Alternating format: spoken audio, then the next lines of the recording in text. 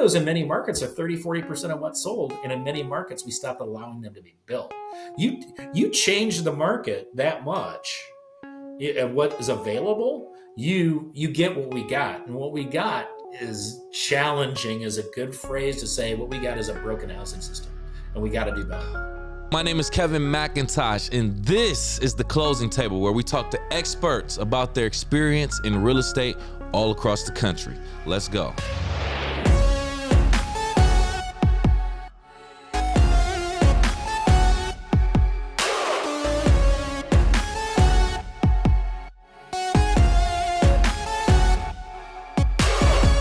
Welcome back to The Closing Table. I am your host, Kevin C. McIntosh. And joining us on this episode, I'm anticipating a great fun episode today. Ready to pick his brain. We want to welcome Troy Thiel to The Closing Table. How are you, Troy? I am doing fine, Kevin. Super excited to be here. How are you doing today? Man, I'm just fine. Fantastic. Thank you so much for accepting our invitation to be here and taking time out of your very busy schedule. That's the first thing we like to acknowledge, sir. So thank you. Yeah, thank you. Happy holidays to you and yours and everyone watching this. We're recording this about 4 days before Christmas, and here's to a great 2024 for all of us. And a really happy holiday and safe and fun season. Absolutely. Likewise. So we know what we're here for. We're here to pick your brain and talk about real estate in the markets that you serve. But before we even walk into the house of that, let's talk about who you are as a person, Troy. So if you can, in 60 seconds or less, tell us who you are outside of real estate. Well, outside of real estate is also part of my life. You know, I live my passion. I'm working in an area that I help people, and that's what I live outside of it. So I would say that I'm eclectic. There's a good word to describe me: energetic and enthusiastic, and probably over caffeinated. You can tell I speak pretty fast. So, but super inquisitive and do a ton of research and active in my community.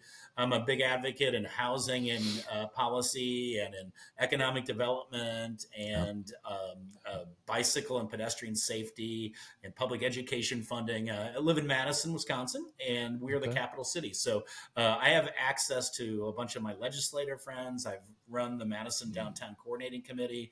I'm very active in business associations. So I get curious, I get involved. And so, that's me. And I run fast and fall asleep early because the batteries run out and I got to recharge.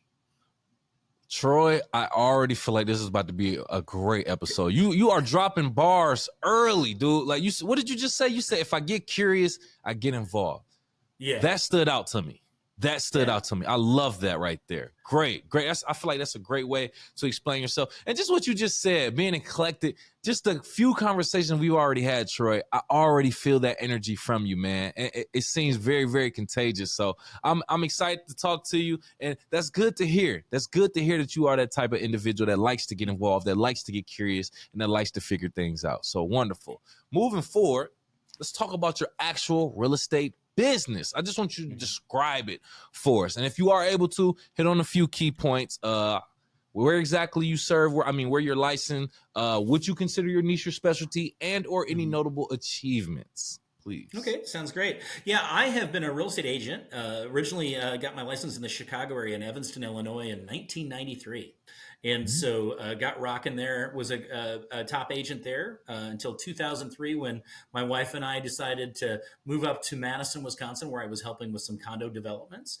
And just the quality of lifestyle is fantastic. And my wife had retired and she'd always lived in the Chicago area and I hadn't, and it was time for something new. So we came up here and so have had a great time here. We did have our Seattle experience. We lived out in Seattle from 2015 to 21, where I actually ran the Keller Williams Bellevue office for the first few years and then put back on the tool belt to sell in that beautiful area and market. So I've been very active in 3 major markets in America. And my niche is, I call myself an all-arounder, which is a cycling term as a racer. I can do it all. I can do development consulting. I can consult on commercial projects. And my primary bread and butter is helping people buy and sell their homes. I've worked with investors from 2 to 4 units and everywhere up. I am a specialist in Chicago. I did a lot of condo work, and I did a lot of Mm. condo development. Did similar here in Madison, and by the time we got out to Seattle, the rules had changed, and there just wasn't as much condo work. I still have a few projects in process out there that I work on. I help people in whichever way I can. And one of the things I love about my business, because I'm so well rounded with experience and expertise. That's kind of, I didn't mean to sound cocky about that, but I guess I am an No. expert at a lot of this stuff. Is that every day is pretty cool. It's diverse. It's Mm-hmm. we've already talked about. I'm an eclectic guy. I kind of like that my life is a lot of different things, and so that's that and my advocacy work. Those things fill me up, and I work out a lot and ride my bike a lot. I'll ride my bikes to showings if it works out. And Ooh. so it's it's an interesting life. You just got to get out there and get to it. It sounds like you live a very interesting life with that. I love your approach and your perspective to life also. Imagine going up to a home, $500,000. You pull up in your Mercedes Benz and your realtor pulls up on a bicycle. That would be a different, I would think, wow, like he either really, like he's from this community, like he doesn't live far, he loves this community, he's a very active physical type of person. I would think so many different things. Nothing negative, but I like that you don't hear that from anybody saying stuff like that. Yeah, but we as agents, we have to mirror and match the consumer that we're trying to help, right? And Good point. That's not Good for point. everybody, right? For example, if I'm in Seattle and I was showing properties or meeting people to list their property in West Bellevue, where Bill Gates and his ex-wife actually lives in the town that we ran in Kirkland. I didn't have a Mercedes, I had BMWs when I was in the Seattle market. It's you have to be, as I said, the two best types of people that become great agents almost instantly are teachers.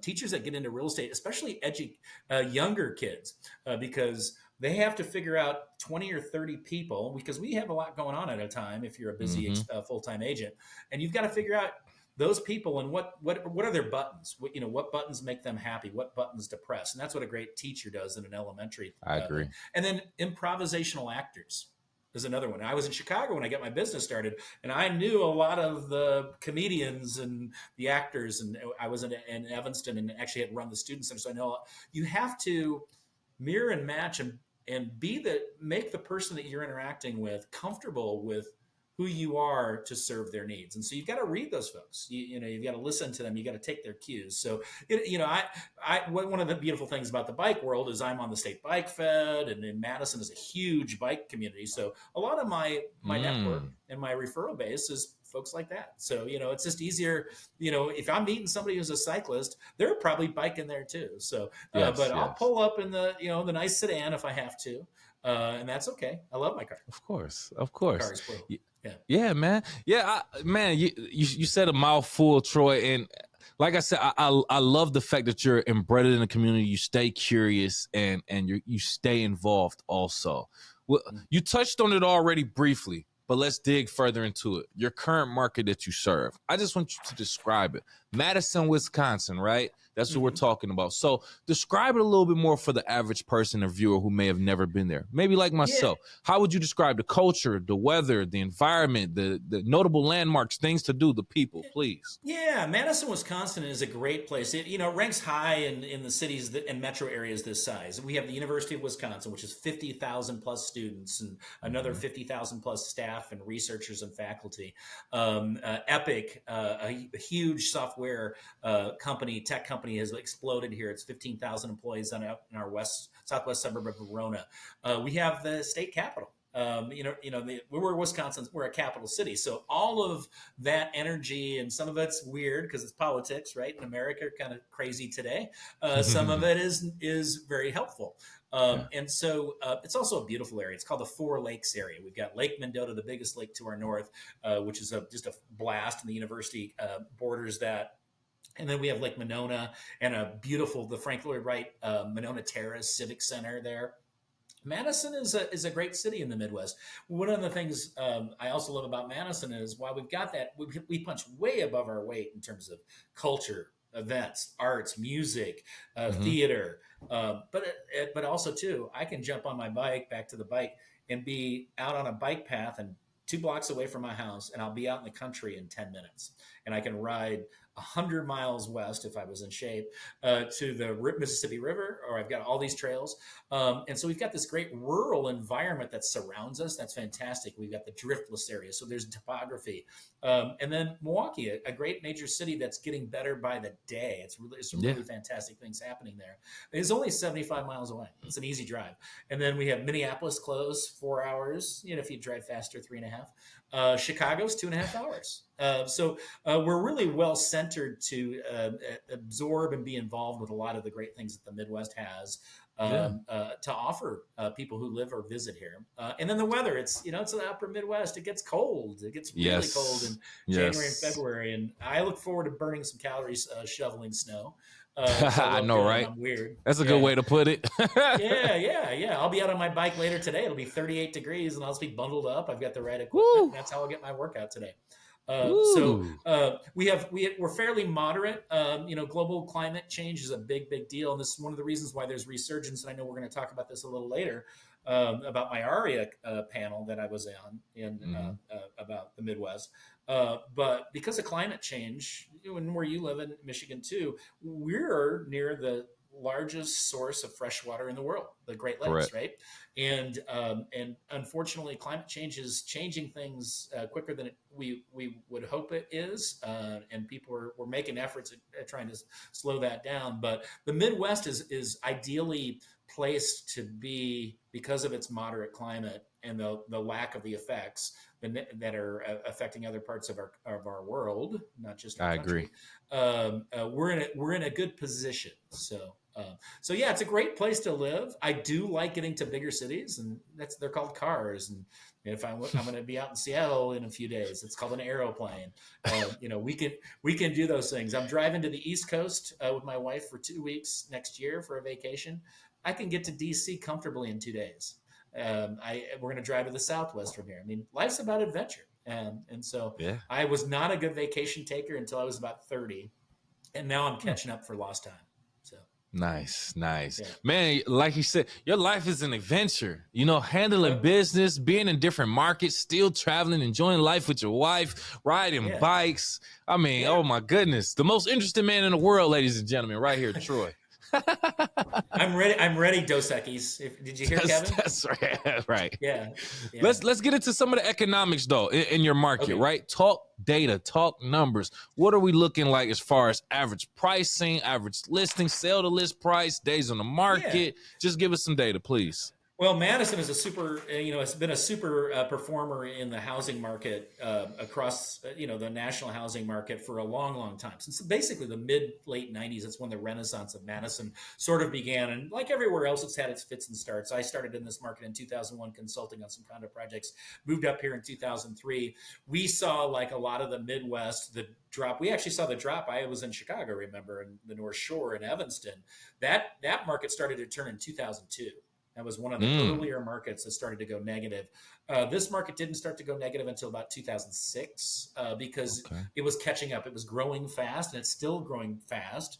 And so we had a lot of subdivision development going on. I was very involved with the condo renaissance of the central part of the Madison metro area. So I was involved in a majority of those projects, which was a blast. And I want to be again. We need to bring those back, or that kind of development, or that kind of housing supply, to help balance these supply and demand. We've got a ton of apartments being built here, just like a lot of the major cities in America. I would argue if we could get Yeah. 10, 15, 20% of those to be home ownership options, we would definitely do a lot of work. So the market is selling quick. Single family homes averaged about 25 days this year on market of the average. The median, the sale price to list price ratio was right on 100%.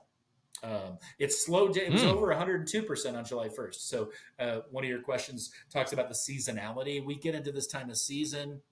A lot of folks have either checked out of the market because of interest rates. I mean, I know correct. you've had that conversation on your previous podcast. That pushed people out of the market. They stayed renters, or they stayed in their half-empty home. They were thinking of buying down, and they were saying, I'm not going to sell my house that I have no mortgage and then go get an 8% mortgage. I'll be spending Right. more money for that house, if I'm buying down or whatever. So, our market changed in the fourth quarter, like most of the country. Actually, it started in the third quarter, but we still had super low inventory, and we still have super high demand. So, the challenge in Madison is we are the number one fastest in 2023 increase in rent cost. It went up 14%. Whoa. And we've been in the top 3 4 out of the last 5 years. So a lot of renters, if they can get out, they're buying. So by far the most successful market price point is 600,000 and under. If you have a quality house between 4 and 600, and our median price for single family is about 450. If it's quality 4 to 600, it's out the door. It's gone quick. I mean, we're still seeing multiple offers and review dates. So condos are actually selling at a higher the central condos, which I focus on, but I do cover the whole market, are actually selling quicker and at a higher sell price to list price ratio, 103%. So back to that, remember I'm telling you there's a gap here of supply and demand. We will sell 1/7 the number of condos in our central market that we sold when they were all coming online in 2007. We had over 1,000 listings and over 1,000 sales in 2007. We're going to see about 200. So we're not even. So we're struggling because we haven't really built the product that people want to buy down to or buy their first place. And that's a thing that's been national. And that's, kind of one of the reasons why I advocate so much, because I understand and I get it. Yeah, absolutely. And we're seeing, man, Madison, wow, first off, I didn't know 14% rent increase, and it's in the top 3 most expensive in the nation? No, not for the last 5 years, it's been in the top 3 of rental price growth. So so we have a real problem, right? Household expenses are super expensive. We're also either the most or the second most, depending on the year, or right on the cusp of the most expensive single family housing market per foot in the Midwest. So and our incomes don't necessarily match that. The University of Wisconsin is at the bottom of Big Ten universities. Now there's like 24 schools. I think the Big Ten should consider getting rid of their math programs if they can't count. I love that joke. But right, come on, it was Big 24 or whatever. Yeah, I mean, Rutgers to Washington. That's a long. I know, right? And so but we've got that challenge. And so what's happened, Kevin, and this happens in America, is we see the sprawl. We have suburbs. Sun Prairie was a farm town 25 years ago. It's a boom town on its own metro area now. Cottage Grove to the east, to the southeast, Cambridge in that area. And so I work out in all these markets because I have buyers that say, hey, we can only spend $400 and we want a house that's full size. It's going to be hard to find them that in Madison. And so we start, which suburbs are you thinking, right? To our south, Oregon is a great little village that's boom town, and it's easy to get into the city from. Verona is massively exploded because of that epic campus. 15,000 people weren't there working 15 years ago, and that's gonna leave a mark. Fitchburg to our south was a boom area from the 90s on. As a result, Middleton is a great town. On the north side of the lake, we have Waunakee and Westport. To the northeast, we've got Windsor and DeForest and Arlington. So we've got a lot going on. It's a hot area. Nice. Yeah, it seems like you're very, very familiar with the area, even though you've just moved there not too long ago, correct? Or what did you say, 1993? Excuse me. I lived here in 2003 to 2015, and then we came back in 21. But we were always visiting. I always visit. And when I was a Chicago Evanston guy, I was always up here because I have a bunch of friends up here. And it was funny because when I'd show up I'd come up for Packers Monday nights, and I'd be in these houses, and I was the only one who would bet against the Packers. I don't know if you're a Lions fan, Kevin.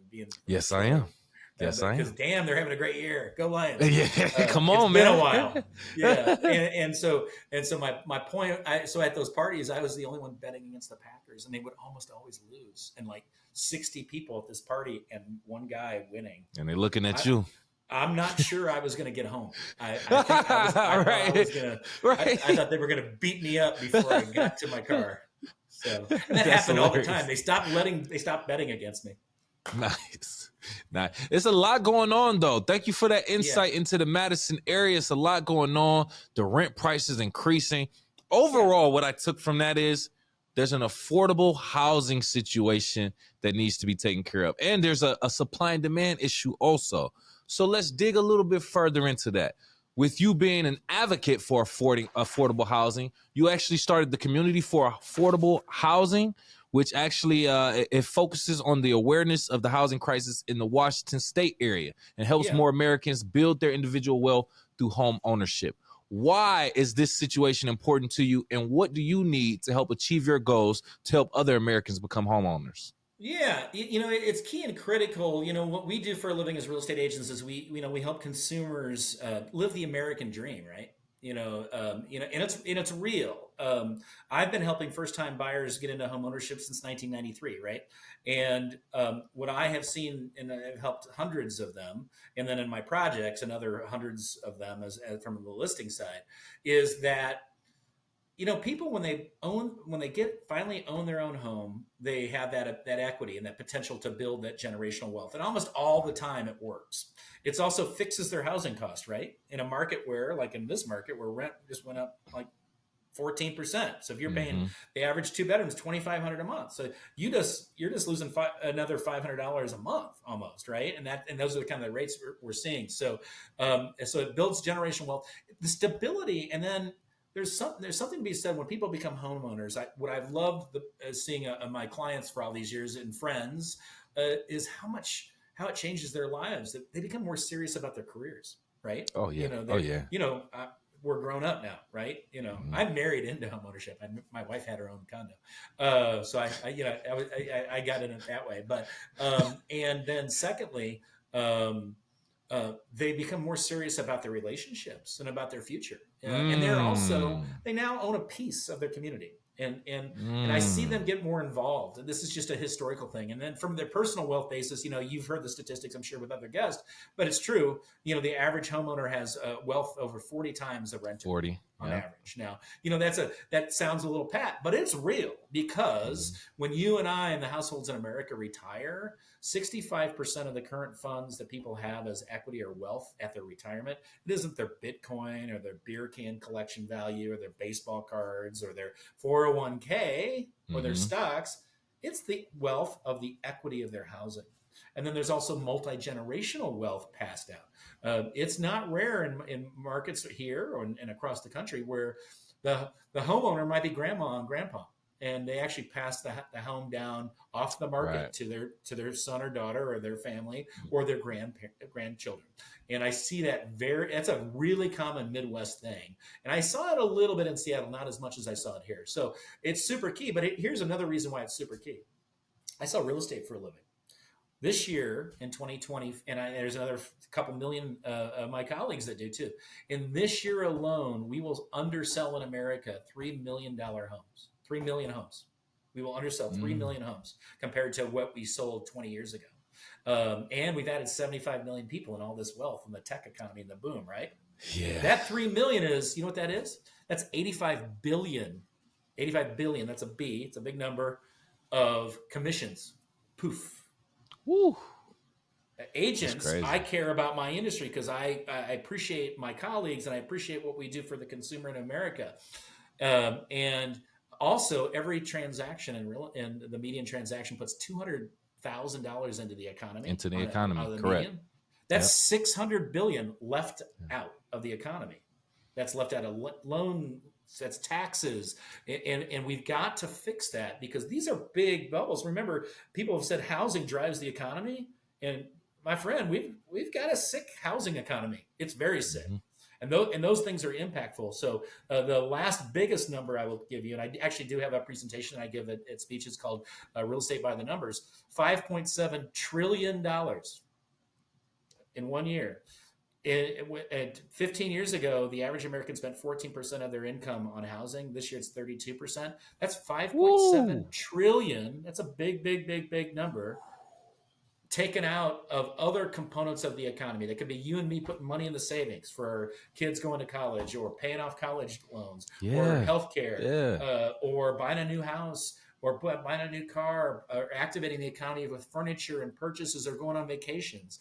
We are making America, by having a bad mix of housing supply coming on, house poor. People, Yes. the house, if we continue to see, there are markets. And when I gave my presentation at the AREAA National in San Diego last October, 50% of renters in the San Diego market pay more than 50% of their income for rent. And Oh back in the day, no. 30% was the number Whew. of being unaffordable. So we got problems. So my goal is, because I'm passionate about caring about it, I feel like if I help get some great laws passed, I've had some success with that by working with you said, what do I need? I need a team. I need a coalition. I need experts in the industry. I need other agents. I need the lenders who have a dog in a pony in the fight, or a dog in the fight. I don't know. Ponies don't really fight. Maybe they fight. Dogs fight. And builders, legislators who care about their communities, because home ownership's real, right? We have to. There was a point when their interest rates were at their highest, and that was like in September, and prices were at their highest, where 85% of American households could not afford, based on their income and the ratios. They might have had some assets they weren't people. They might have some savings that could buy down the down payment, but based on income, 85% of America this fall could not afford the median house based on those ratios. Yeah. 85. That sounds about right. Yeah. And we have 65% home ownership in our nation. So I also feel for the future, right? Because my daughter's 30 and they want to own a home, and we've got tens of millions of people that are feeling like America's not working very well for their housing needs. Correct. I want to help with that. A lot said there, Troy, but let me tell you, man, you were speaking the truth. You were talking the gospel then. As someone in my generation, right? I'm in my mid-30s right now. I'm considered a millennial. I often think that I don't want to say this, but I often feel like we got the short end of the stick with a few things. The way that we were, I don't want to say tricked into, but the way we saw college at one point, leaving high school, going into college, going into debt, for a lot of us that it didn't turn out to even be beneficial. And then we go into adulthood where we're trying to purchase homes, but we have inflation rising. We have the housing crisis that affects things. We have the pandemic. And now, like you said, it went from 14%. Housing went from being 14% of your budget to over 30%. Yes. It doubled in just, what did you say, 20 years? 15 years. Yeah. It's hard for people, like you said, it's hard for people of my generation and or younger to really be like in a position to own homes. Like the pricing has gone, and then like you said, the wages haven't necessarily matched that either. So I understand exactly what you're saying coming from that same position. I'm sorry, go ahead, please. Yeah, no, you're so right, and I care so much, right? Because I've got a 30-year-old, and I know all her friends, and part of our legacy in our world as we should leave a better place than what we were given, right? 100%. And we are really not doing a very good job. And you didn't even mention, the other challenges, unemployment, lack of benefits, this whole, you got to move every 3 or 4 years, challenge and all that jazz. And so we really need to bring back stability. And because guess what, Kevin, that money's still there. Someone's making it. And of course, percentage of someone. And I'm a firm believer that, the rising tide lifts all boats. The wealthy are going to make enough money in America. 90% of billionaires in America, you know how they generated their wealth? Owning rental income. 90%. I mean, back to facts matter, and the data matters. You get to say, well, clearly the system's working of housing for somebody. It's just not working for a complete generation or 2 generations, right? Correct. And that's really not even working. I had wealthy people this year. There was nothing that came on for them. Nothing. For the last 2 years, I had one couple. You know what they ended up doing? They're expanding their home. They love their neighborhood. And they wanted a bigger house. No one was listing because we were not building what people want. So my presentation at AREAA National is build what people want, build what people need. There's figure that out in your states, figure that out in your region, and so I've been involved with that, and so clearly I'm passionate. Some people are freaked out how passionate I am. They need to understand that 5.7 trillion is a big number. The real estate agents need to understand 85 billion and their company leaders. We have got to fix the real estate market because my industry is under fire in several ways. You've probably talked about the buyer's agency lawsuit in Kansas City, but our biggest challenge is that we do not have enough housing to help our clients buy and to buy, and we've got to fix that. That's job number one, and it's DEFCON 1 in nuclear war terminology. Well, all hands on deck, and I'm happy to say that our efforts and my efforts and my colleagues' efforts we were able to get a lot of movement in Washington State. It was a very successful Good. legislative. We Good. were able to get a lot of movement and starting to have these conversations in Wisconsin. The future of home ownership is a program that we're going to run across the state. I'm working with the Realtors Association for the state, the Wisconsin Realtors Association, and Tom Larson, our new CEO and former lobbyist, legislators. We're presenting with government leaders, mayors, county leaders. And then we have a state association called WISCAP that's helping with that. And then all of these great organizations. I'm a part of, obviously, the Realtors Association and my regional association, but I'm also one of the founding board members of our new chapter of AREAA, Asian Real Estate Association of America, Greater Milwaukee, which also includes Wisconsin. And I was active in Chicago and in Seattle with that group there, and I speak nationally at all their conventions. Their whole thing is their passion is about home ownership, and so the crisis is real, and people are starting to pay attention. We know we just need to get into those conversations, figure out the why it's this bad, and what we can do about it, and then Correct. how we do it. We just got to figure out the why, what, and how. And then we got to do the do, right, back to the old TV commercial. And so that's my thing is we got to get off our tails, learn from history on what's worked. Condos is number one is the number one fix in the marketplace that we need. Figuring out how to get condos back into play is super key. And so that's my one. I was the boy who cried condo 25 years ago. I was the man who cried condo. Now I'm the old man who cries condo. So, I love it.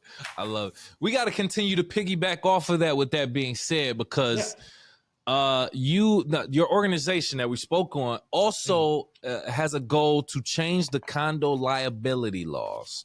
yes. I'm not too privy to this, so let's talk about it. What are some of the issues you think that these laws are causing, and what changes do you want to make? Well, and changes that we've made because we had success in Washington State. It took several years. It took 6 years. COVID was weird. Between 20, COVID starts right in 20, right?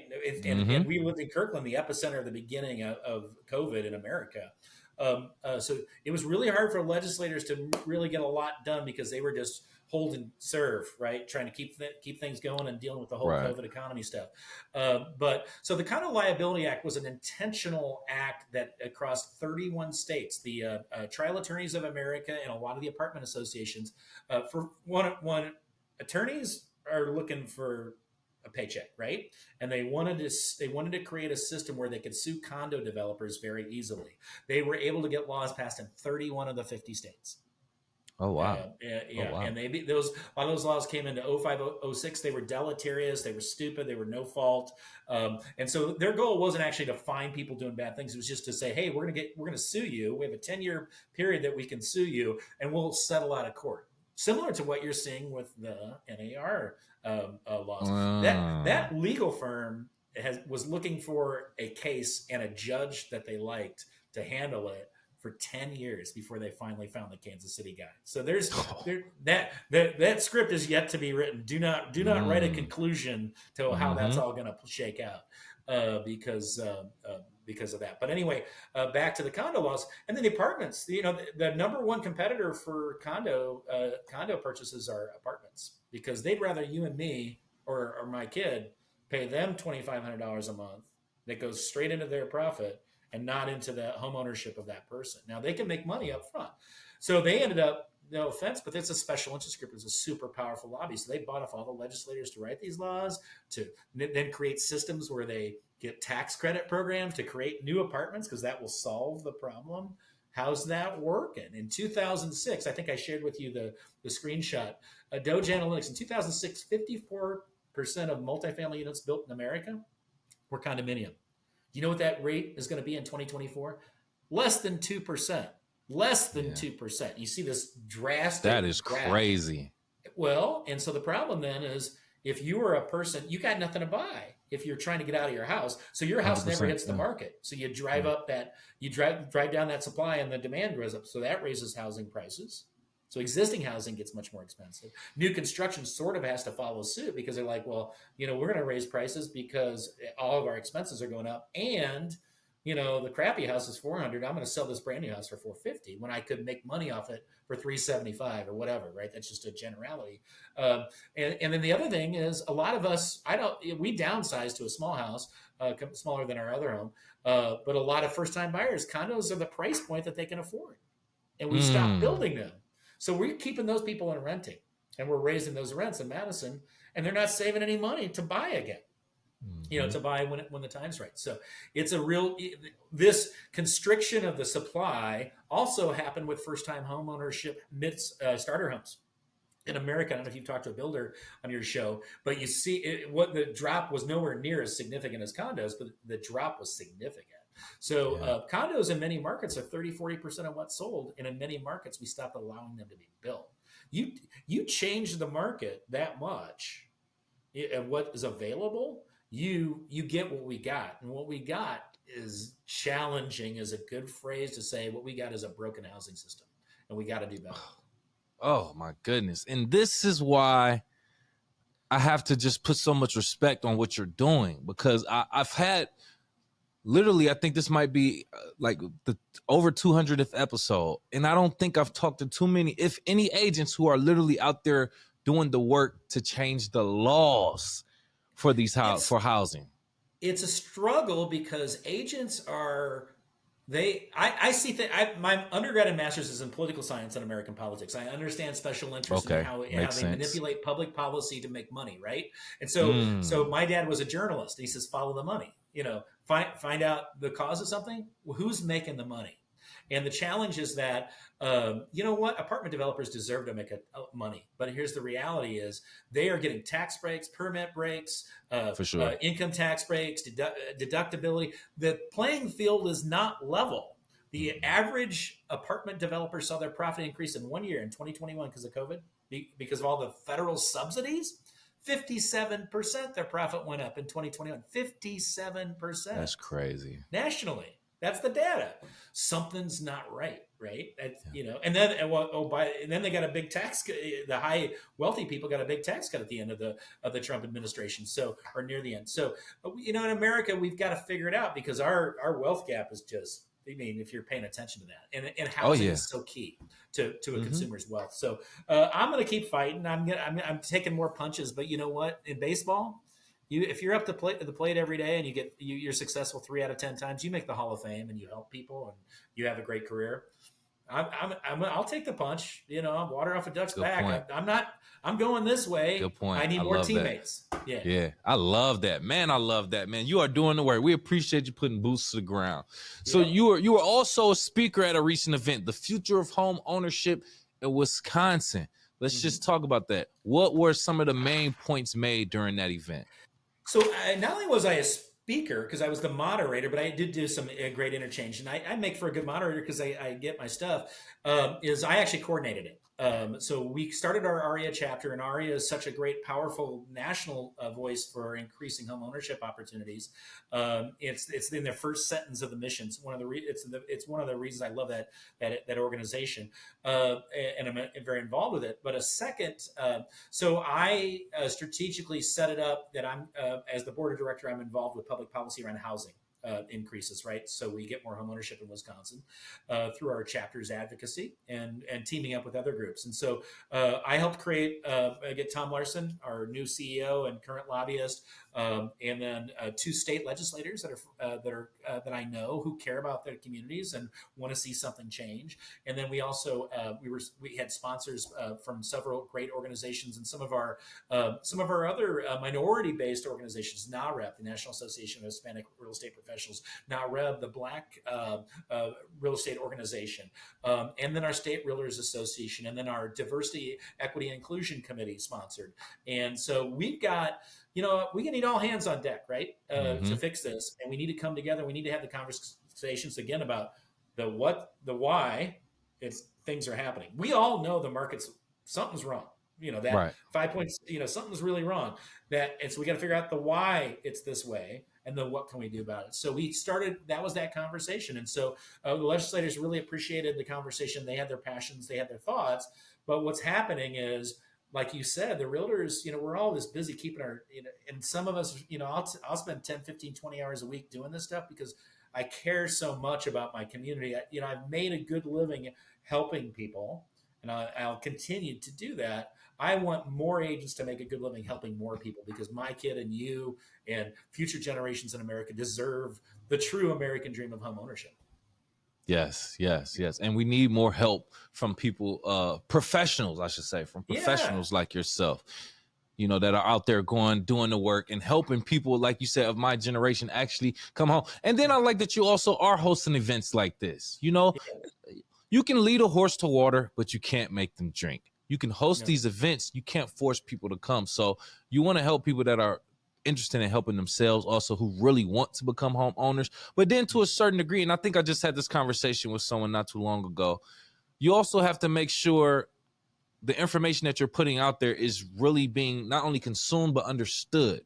Right? Because a lot of people Yep. may be in front of the information, but they may not necessarily understand what's going on. And then they become victim to something else later on down the line. So I think it's very, very important, not only the education, but how effective is the education? Is the audience really understanding and comprehending the information as well? So It I just is want to super bring that challenging. up too. Yeah. Yeah, it is so super challenging. And my wife, she says, you know what?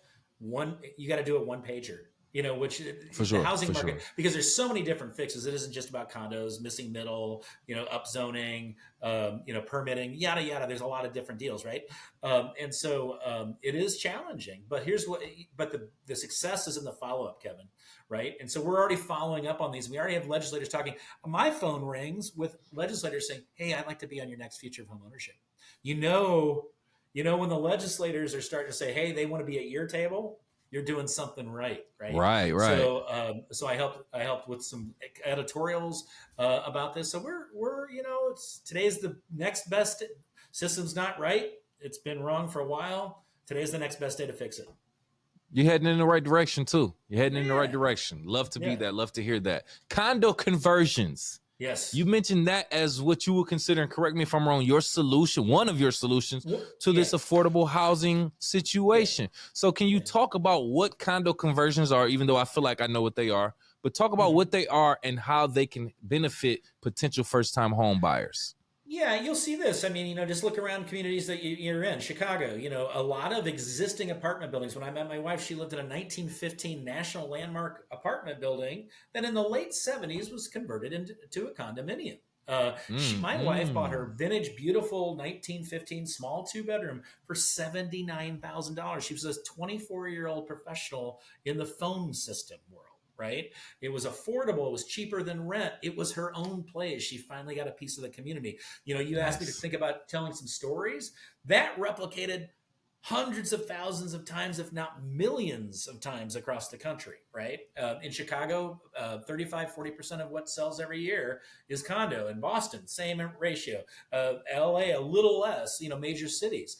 And so the apartment world, that was a condo. That was a building that had been in existence for 64 years. So whoever built that building had more than made up their investment, right? Yeah, I know. And over the years. So it still is a beautiful building. So one of the reasons why I use conversions as one of the critical fixes is, guess what? They're already built. So it's quicker to get to the market. So fix the laws around condo conversions. You have to protect the consumer that buys the condo. So there's plentiful ways to do that with, warranties and all kinds of stuff. And, not allowing a condo convert unless, the common element is up to snuff, Mm-hmm.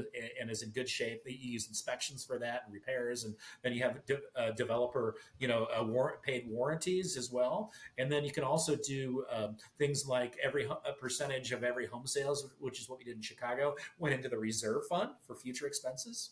Right. So there's ways to do this, and we've done it in the past. See, this is the thing. In America, we've done this right before.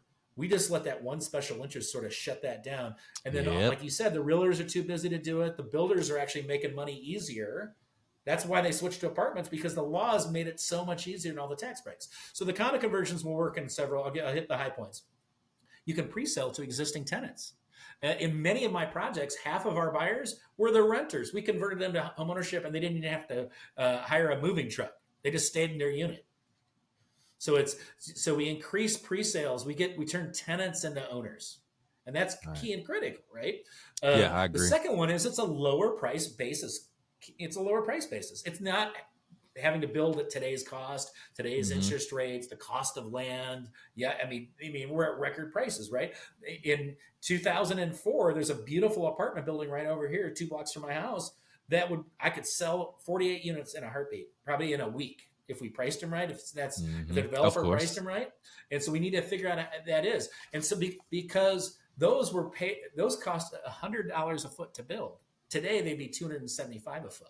So that cost basis, and the developers already made all their money, and there's now it's just cash flow, baby. So we've got to Yep. figure out how can we give them some tax credits to build the type of housing we need. Back to Right. Because in my neighborhood, I live in a 33 home block. 18 of the 33 homes in my block. I'm a data guy, right?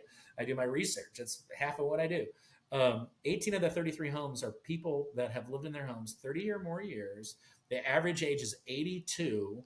They don't want to shovel when snow hits. They have half their homes are empty. They're paying taxes. Our taxes just went way up. They don't need their homes. But they know that home ownership's key, and they wish they could buy one of those condos, right? So we've got to get that churn starting again. So it's lower cost basis. It's a more sustainable offering. It's already built. I'm a green guy. I'm into sustainability. It's already built. Yeah. You're not creating spending all that resources. It's faster to fix the market because it's already built. Today, if you bring in a condo project to Madison's planning, you're lucky if it'll be done in 5 years. That Wow. solution, the new construction condos, that solution's 5 years out in Madison. It's too long. Got to quicken the permits. If you walk into that same planning department and you have a rental, boom, they stamp it within a month. That's sort of intentional. I'm just going to be back to Yeah, it sounds like it. It sounds like it. Yeah. Yeah, Oh my and it's goodness. better locations. They're already in great locations or locations. The problem with America is we keep hearing we need to build 5 million more homes. No, we need to build 2 million more homes and of the right type to get people and convert another 1 million homes to get people out of their existing homes, because we have that other half, 2 or 3 missing million are people that if we get them, they're not going to get out of their house to rent. They're not going to, no offense, they're not going to go rent next door to some epic tech bros and sisters who are playing video games till 2 in the morning. Hey, you want to come over and have some cheese whiz and play video games? Right. They're not going to do it, right?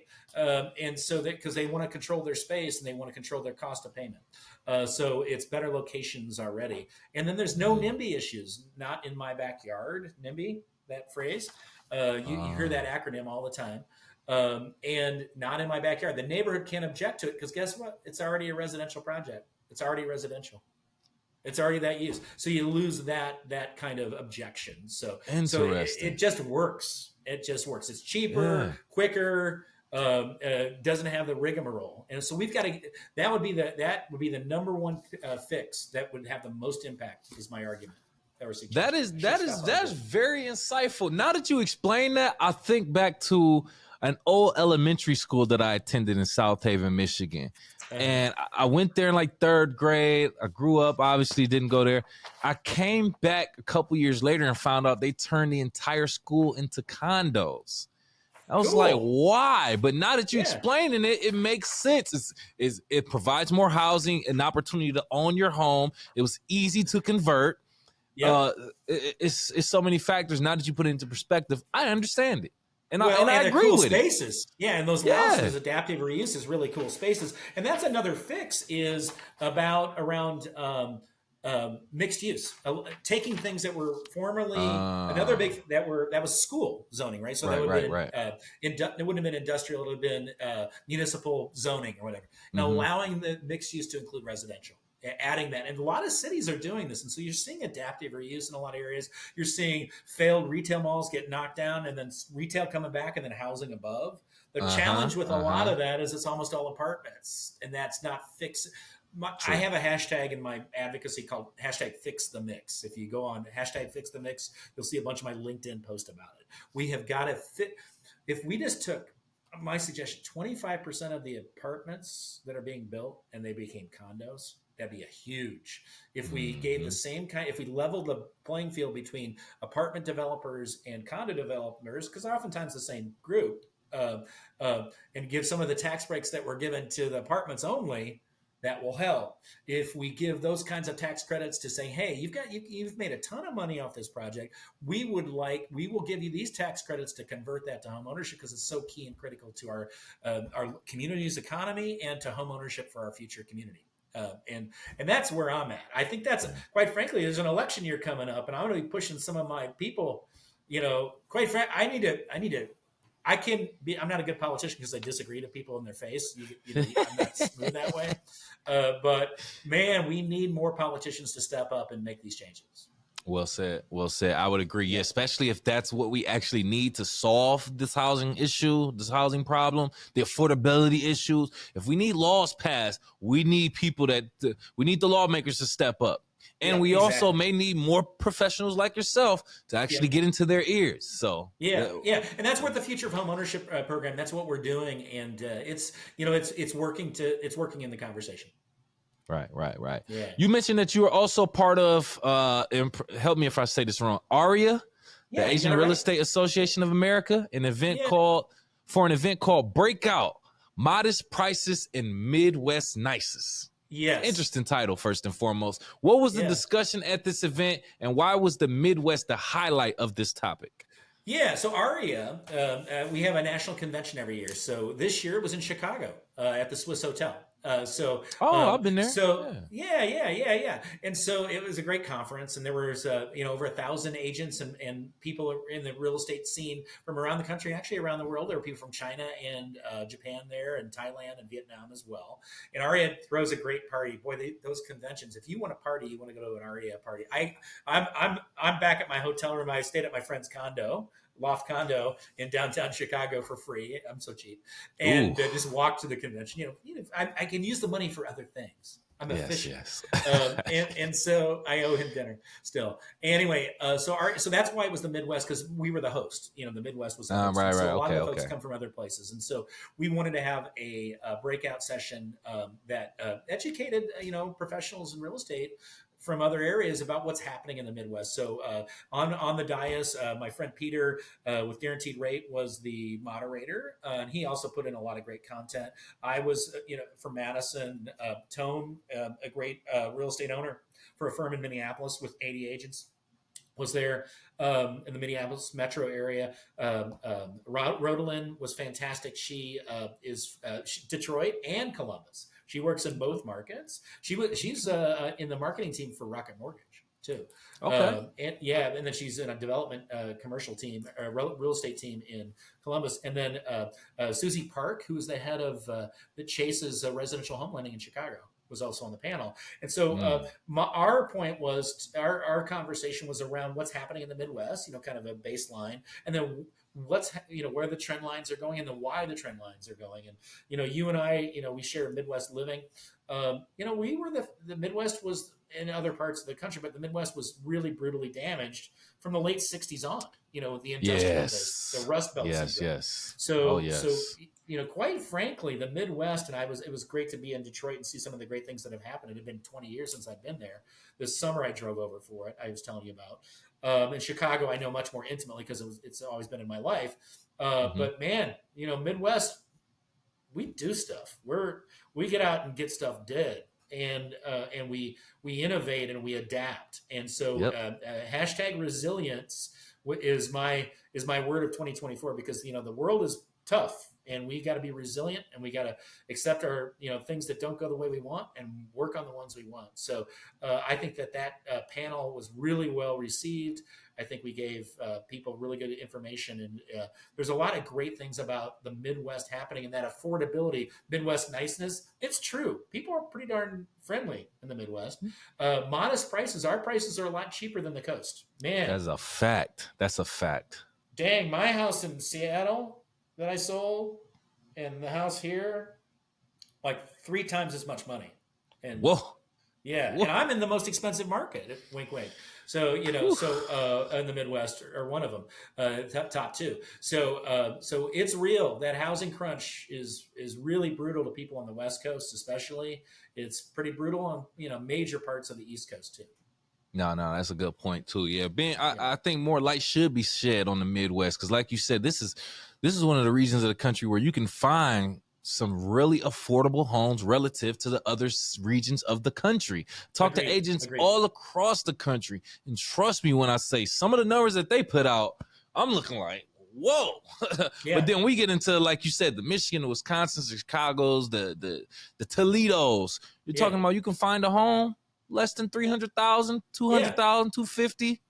And start your journey from there. So 100%, I understand Midwest should be highlighted in that sense, for sure. Yeah, well, and the other thing too is that AREAA is a conduit to a lot of investors, and they're looking to build what people need or want, right? And so, I want to see some of that. I've got connects to money, international money, and I'm like, you know what? Instead of putting that into apartments, because guess what? The apartment game is changing. There's disruption in the force. I got to show my shirt.